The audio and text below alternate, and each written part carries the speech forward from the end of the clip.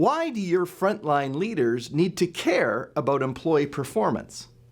I'm Greg Schenkel, President of Unique Training and Development and Frontline Leadership Systems, and today we need to look at how, by investing in the training and the leadership skills of your frontline team, you can actually improve your manufacturing operating performance.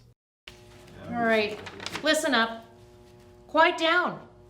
I've got a lot of material to go over here, and we've got to get through it in the next 20 minutes so that you can get to work this morning. First of all, I don't know what goes on here at night, but apparently the fools on the midnight shift somehow backed a semi into the loading dock, and now the shipping department's completely closed. And now, of course, I've got to come in here and deal with their messes. You know, I don't get paid enough for this. Many frontline leaders just do not possess the critical leadership skills that they need in order to affect a positive impact on operating results.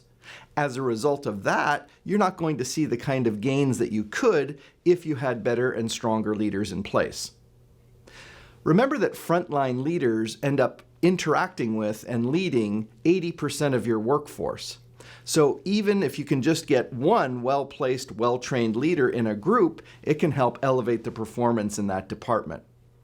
One VP of operations was really scratching his head in one of our clients because he had been brought in to really make some changes happen, and he had tons of great ideas that he had learned at his previous employer.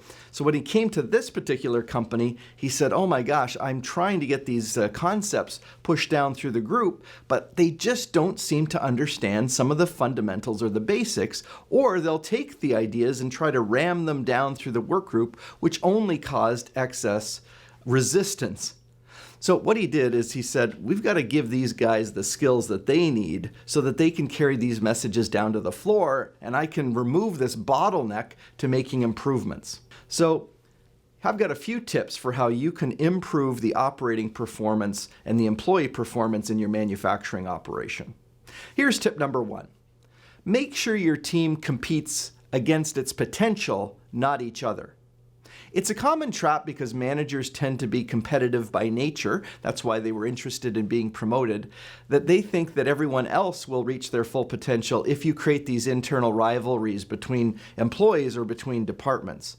The reality is that a select few will get really hyper-competitive, but think about the most competitive people you know, the win-at-all-costs people.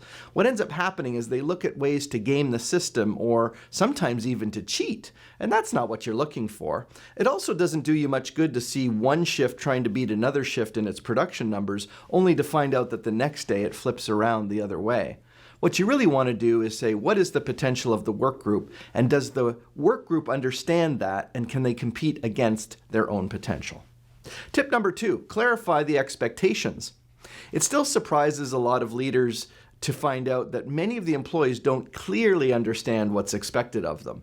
In the book that my father and I wrote, called Employees Not Doing What You Expect, Chapter 1 explains half the reasons that people don't meet expectations, and it's usually because they don't understand what they are.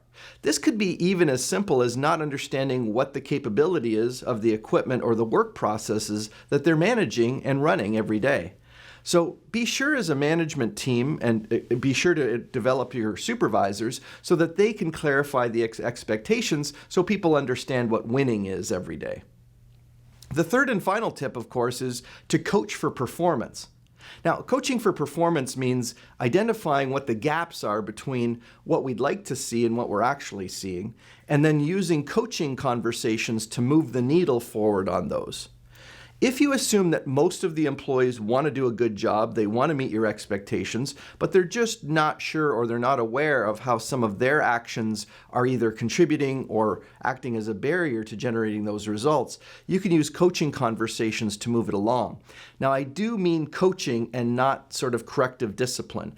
Even corrective discipline should be done in a positive way, but we're talking here about coaching conversations where you're making observations about what people are doing now, what they could be doing, and how they can close those gaps.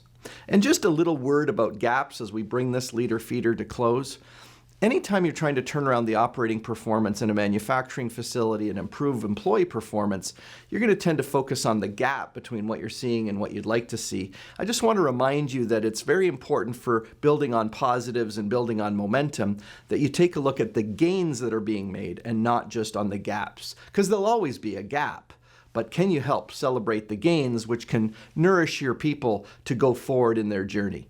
Now, once you've figured out how to manage employee performance and achieve the manufacturing operational outcomes that you're looking for, you're going to want to invest in some of your other leadership capabilities. And of course, that's where we come in. We have a world-leading frontline leadership program available in French, English, and Spanish to help your supervisors get the skills that they need.